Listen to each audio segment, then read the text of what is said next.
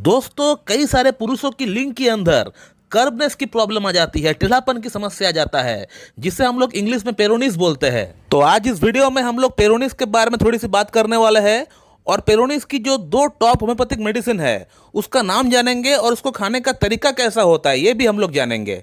तो चलिए वीडियो को स्टार्ट करते हैं। तो दोस्तों सबसे पहले बात करते हैं कि ये पेरोनिस की समस्या क्यों किसी के अंदर डेवलप होता है, इसका पीछे क्या कारण हो सकता है। तो पेरोनिस की बेसिकली तीन कारण होती है। तीन कारण में से पहला कारण है कंजेनाइटल, यानी बाय बर्थ किसी को हो सकता है, जन्म से ही किसी को टेढ़ापन हो सकता है। बट जन्म से यह प्रॉब्लम बहुत ही कम लोगों में देखने को मिलता है। मैंने इतने साल प्रैक्टिस के दौरान सिर्फ 6 या 7 केसेस ऐसे मुझे देखने को मिले हैं जो कि कंजेनाइटल है, यानी बाय बर्थ से है। अब सेकंड जो कॉज है ये बहुत ही कॉमन है। ये अक्सर उन लोगों में होता है जो लोग गलत तरीके से हस्तमैथुन किए हैं, गलत तरीके से अपना रफली हस्तमैथुन किए हैं, अपना लिंग को अपना हाथ से रगड़ लगाए हैं, उन लोगों में देखने को मिलता है। या ऐसा भी बहुत लोग को मैंने देखा है जो कि बेड का ऊपर उल्टा जो है लेट कर सीमन को बाहर निकाला करता है। तो जो लोग इस तरह की हरकतें करते हैं, यानी मास्टरबेशन जो लोग सही से करते नहीं है, उन लोगों में ये प्रॉब्लम देखा गया है। अगर सही तरीके से अगर मास्टरबेशन किया जाए तो ये प्रॉब्लम डेवलप नहीं होती है, लेकिन गलत तरीके से हस्तमैथुन करने के कारण से भी ये चीजें डेवलप होते हुए देखी गई है। इसके अलावा जो थर्ड कारण है ये भी बहुत कॉमनली देखने को मिलता है। जिन लोगों में न्यूरोजेनिक डिसऑर्डर है, यानी जिन लोगों में नर्व की प्रॉब्लम है, नर्व डिसऑर्डर है, उन लोगों में भी ये चीज काफी देखने को मिलता है। अक्सर जिन लोगों का बॉडी में ट्यूमर ग्रोथ हो जाता है, आपने देखा होगा कि बॉडी में कहीं ना कहीं गांठ डेवलप हो गया, तो ये जिन लोगों में होता है, जिन लोगों का बॉडी में ट्यूमर हुआ रहता है, उन लोगों में भी ये चीज डेवलप होने का चांसेस बहुत ज्यादा रहता है। इसके अलावा डायबिटीज भी एक बहुत बड़ा कारण है। जिन लोगों में हाई डायबिटीज रहता है, इंसुलिन चल रही है, उन लोगों में नर्व डिसऑर्डर काफी देखने को मिलता है। खास तौर पे लिंग का जो नर्व है वो काफी हद तक खराब हो जाता है। इसके अलावा जिन लोगों का लिंग में चोट भी लग जाता है तो उन लोगों में भी ये चीज डेवलप होने का चांसेस बहुत रहता है। मैंने अक्सर बहुत लोगों को देखा है कि जिन लोगों का लिंग में कहीं ना कहीं एक्सीडेंट हुआ रहता है या बॉल लग गया होता है, या इसके अलावा हमने ऐसे भी बहुत सारे केसेस देखे हैं अपना लाइफ में जहां पेशेंट सेक्स के दौरान जिनको चोट लग गया। कैसे? जब वो हार्ट स्ट्रोक्स लगा रहे थे तो स्ट्रोक्स लगाते लगाते क्या हो गया, उनका जो लिंग है वो योनि से बाहर निकल के फीमेल की जो वजाइना है वो जो है कहीं साइड में या ऊपर में जाकर टकरा गया, जिसके कारण एक एक्सीडेंट हो गया। ऐसे भी हमारे पास बहुत सारे पेशेंट आते हैं। एक तो हमने केस वीडियो भी डाला हुआ है इस चैनल के ऊपर, जहां पेशेंट का प्रॉब्लम हमारे इलाज से सही हुआ, वो वीडियो भी हमने डाला हुआ है। तो ये कुछ कारण थी। अब हम सीधा आप लोगों को ये बताते हैं कि इस प्रॉब्लम के लिए होम्योपैथी में आप लोग कौन कौन सी मेडिसिन को इस्तेमाल कर सकते हैं। लेकिन दोस्तों मेडिसिन का नाम बताने से पहले मैं आप लोगों को एक बात बताना चाहूंगा कि जो मेडिसिन का नाम मैं आप लोगों को बताऊंगा, इन मेडिसिन का प्रयोग करने से आपका प्रॉब्लम 100% सॉल्व हो जाएगा, ऐसा आप ना सोचें। क्योंकि जो मेडिसिन का नाम मैं आपको बताऊंगा ये 2 मेडिसिन जनरल मेडिसिन है। अब जनरल मेडिसिन का काम ये होता है मेन मेडिसिन के साथ लिया जाता है। तो मेन मेडिसिन जो है उसका सिलेक्शन करने के लिए आपको किसी एक अच्छी डॉक्टर से ट्रीटमेंट आपको कराना पड़ेगा। उसके साथ इन मेडिसिन को अगर आप लेंगे तो आपको बहुत हद तक आपको इंप्रूवमेंट आपको हो जाएगा, आपका पूरी तरह आपका प्रॉब्लम सॉल्व हो जाएगा।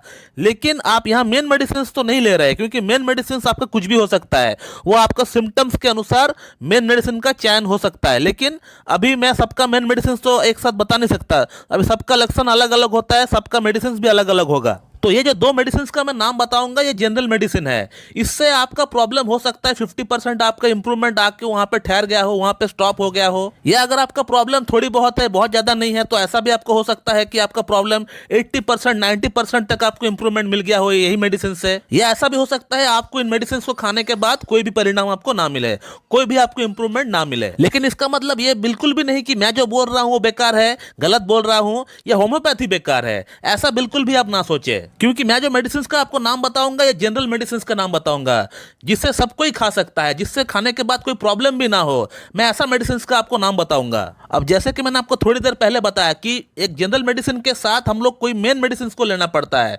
तो मेन मेडिसिन का सिलेक्शन तभी हो सकता है जब आप किसी डॉक्टर के पास जाकर बैठकर अपना पूरा केस टेकिंग करके वो जो आपको क्वेश्चन करेगा उसका आंसर देने के बाद जो रेमेडी का सिलेक्शन होता है वो मेन मेडिसिन होता है। उसके साथ अगर आप ये मेडिसिन को लेंगे तो आपका प्रॉब्लम 100% सॉल्व हो जाएगा, उसमें कोई दौराई नहीं है। या ये जनरल मेडिसिन से अगर आप नहीं भी खाते हैं, जो मैं नाम बताने वाला हूं आपको आगे वीडियो में, तो भी आपका प्रॉब्लम सॉल्व हो जाएगा। या अगर आप हमारे पुराने पेशेंट हैं तो फिर आपको पता होगा कि जिन लोगों का प्रॉब्लम हमने सॉल्व किया है अपना ट्रीटमेंट से, और जिन लोगों का केस वीडियो हमने डाला है इस चैनल के ऊपर, तो वहां आप देख पाएंगे कि इन मेडिसिन को हमने उस पेशेंट को दिया ही नहीं है, फिर भी उनका प्रॉब्लम सॉल्व हो गया। फिर भी मैं ये वीडियो इसलिए बना रहा हूं क्योंकि ऐसे बहुत लोग हैं जिन लोगों का प्रॉब्लम थोड़ी बहुत है, 20% प्रॉब्लम है, 30% प्रॉब्लम है, या ऐसे भी बहुत लोग हैं जो लोग डॉक्टर का फीस जो है अफोर्ड नहीं कर पाते हैं। तो वे लोग कम से कम इस मेडिसिन को एक बार ट्राई करके देख सके कि आपका प्रॉब्लम सॉल्व हो रहा है कि नहीं। अगर ये मेडिसिन आपका प्रॉब्लम को सही नहीं कर पाती है तो कम से कम आपका इस प्रॉब्लम को आगे बढ़ने से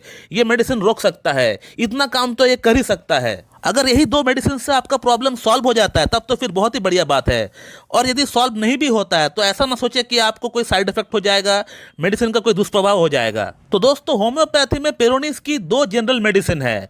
पहला मेडिसिन का नाम है थियोसिनेमेनम 3x और दूसरा मेडिसिन का नाम है कैलकेरिया फ्लोर 6x।